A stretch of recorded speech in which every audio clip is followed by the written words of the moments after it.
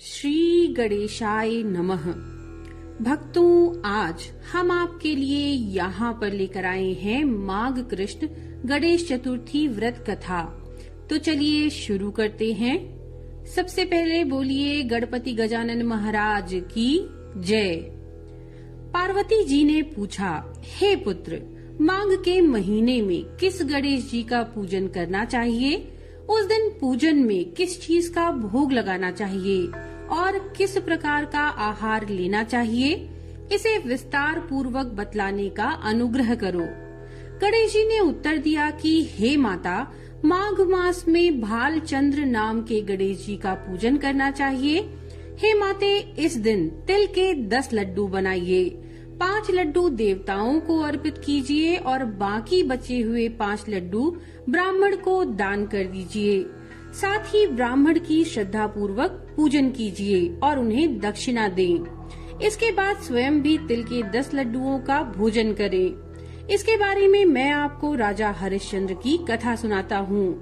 सतयुग में हरिश्चंद्र नाम के एक यशस्वी राजा हुए थे।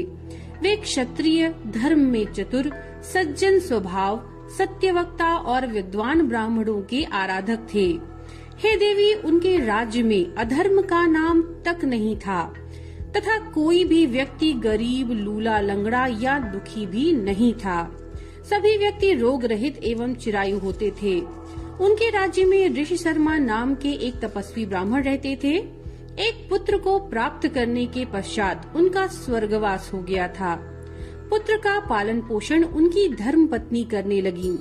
भिक्षा मांगकर वह विधवा ब्राह्मणी पुत्र का भरण पोषण करती थी। उस ब्राह्मणी ने माघ महीने की संकटा चतुर्थी का व्रत किया। वह सदैव गोबर से गणपति की मूर्ति बनाकर उसका पूजन किया करती थी। हे माते, भिक्षा मांगकर ही उसने तिल के 10 लड्डू बनाए। इसी के मध्य उसका पुत्र गणेश जी की प्रतिमा अपने गले में बांधकर कहीं खेलने चला गया। तब एक चांडाल कुम्हार ने उस ब्राह्मणी के 5 साल के बालक को जबरदस्ती पकड़कर अपनी आवा में बैठाकर उस आवे को बंद कर दिया और मिट्टी के बर्तनों को पकाते हुए उसमें अग्नि दे दी। बच्चे की माता जब अपने बालक को ढूंढने लगी, तब उसके ना मिलने पर वह बहुत दुखी हुई। वह ब्राह्मणी रोती बिलखती हुई गणेश जी की प्रार्थना करने लगी। वह बोली, हे गणेश जी, हाथी के समान मुख वाले, विशाल काय वाले, आप मुझ दुखियारी की रक्षा कीजिए। हे लंबोदर, हे विनायक, हे 4 भुजाओं वाले, हे मस्तक पर चंद्रमा को धारण करने वाले, हे दयावंत, मैं पुत्र के विरह में दुखी हूँ, आप मेरी रक्षा करें। इस तरह वह ब्राह्मणी आधी रात तक रोती बिलखती रही। सुबह हो जाने पर कुम्हार अपने पके हुए बर्तनों को देखने के लिए आया। जब उसने आवा खोला और देखा तो उसमें जांग के बराबर पानी इकट्ठा हुआ पाया और पानी में बैठे हुए एक बालक को खेलते हुए उसने देखा। इस आश्चर्यजनक घटना को देखकर वह आश्चर्यचकित हो गया और डर के मारे कांपने लगा। इस अद्भुत घटना की खबर उसने राज दरबार में आकर दी और उसने अपने द्वारा किए गए दुष्कर्म को भी राज्यसभा में बता दिया। कुम्हार ने कहा कि हे महाराजा हरिश्चंद्र, मैं अपने बुरे कार्य के लिए मृत्यु के योग्य हूँ। उसने पुनः कहा कि महाराज, अपनी पुत्री के विवाह हेतु मैंने अनेक बार मिट्टी के बर्तनों को पकाने के लिए आंवा लगाया, लेकिन मेरे बर्तन कभी नहीं पके, हमेशा कच्चे ही रहे। तब मैंने डरकर एक तांत्रिक से इसकी वजह पूछी। उसने कहा कि तुम बिना बताए किसी लड़के की बलि चढ़ा दो, तुम्हारा आंवा पक जाएगा। मैंने विचार किया कि किसके बालक की भेंट चढ़ाऊं। जिस किसी के बालक की भेंट चढ़ाऊंगा वह मुझे जिंदा नहीं छोड़ेगा। इसी डर के कारण हे महाराज, मैंने पूरी तरह ये तय किया कि इस बालक को ही आंवे पे बैठाकर अग्नि लगा दूं। मैंने अपनी पत्नी से सलाह की कि ऋषि शर्मा ब्राह्मण का स्वर्गवास हो गया था। उनकी विधवा पत्नी भिक्षा से अपना पेट भरती। वह इस बालक का क्या करेगी? मैं अगर उसके बालक की भेंट चढ़ा दूं तो मेरा आंवा पक जाएगा। मैं इस घोर पाप कर्म को करके रात में चिंता रहित होकर सो गया। सुबह जब मैंने आंवा खोला तो मुझे दिखाई दिया कि इस लड़के को मैं जिस तरह बैठा कर गया था वह उसी प्रकार बिना डर के बैठा है। उसके उस आंवे में जांग तक पानी भरा हुआ है। इस भयानक दृश्य से मैं कांप गया और इसकी जानकारी मैं देने आपके पास आया हूँ। कुम्हार की बात सुनकर राजा बहुत हैरान हुए और उस बालक को देखने के लिए गए।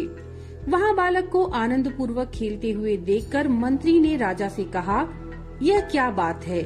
ये लड़का किसका है? इसका पता लगाओ। इस आंवे में जांग तक पानी कहाँ से आया? बालक को न तो अग्नि ने जलाया और न यह भूख प्यास से व्याकुल है। यह आंवे में उसी प्रकार खेल रहा है जैसे अपने घर में खेल रहा हो। राजा इस प्रकार की बातें कर ही रहे थे, तभी वह विधवा ब्राह्मणी रोती सिसकती हुई वहाँ आ गई। वह कुमार को कोसने लगी। जिस तरह गाय अपने बछड़े को देखकर रंभाती है, वही दशा उस ब्राह्मणी की थी। वह ब्राह्मणी अपने बालक की गोदी में लेकर के प्यार करने लगी और कांपती हुई राजा के सामने बैठ गई। राजा हरिश्चंद्र ने पूछा, हे ब्राह्मणी, क्या तू कोई जादू टोना जानती है? क्या तूने कोई धर्म का कार्य किया जिसके फलस्वरूप बच्चे को अग्नि छू तक न सकी?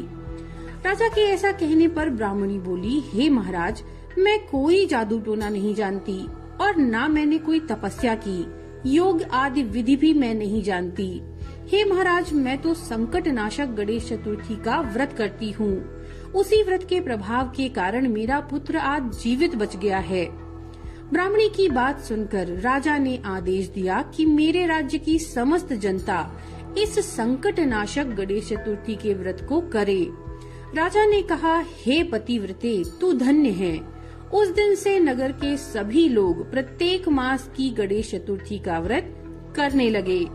श्री कृष्ण जी ने कहा, हे युधिष्ठिर, आप भी इस उत्तम व्रत को कीजिए। इस व्रत के करने से आप राज्य को प्राप्त करेंगे तथा आपकी सभी इच्छाएं पूर्ण होंगी। भगवान श्री कृष्ण के वचनों को सुनकर युधिष्ठिर बहुत प्रसन्न हुए और माघ कृष्ण चतुर्थी का व्रत करके निर्विघ्न राज्य का सुख भोगने लगे। तो भक्तों, ये थी माघ संकष्टी चतुर्थी व्रत कथा। नमो नारायण।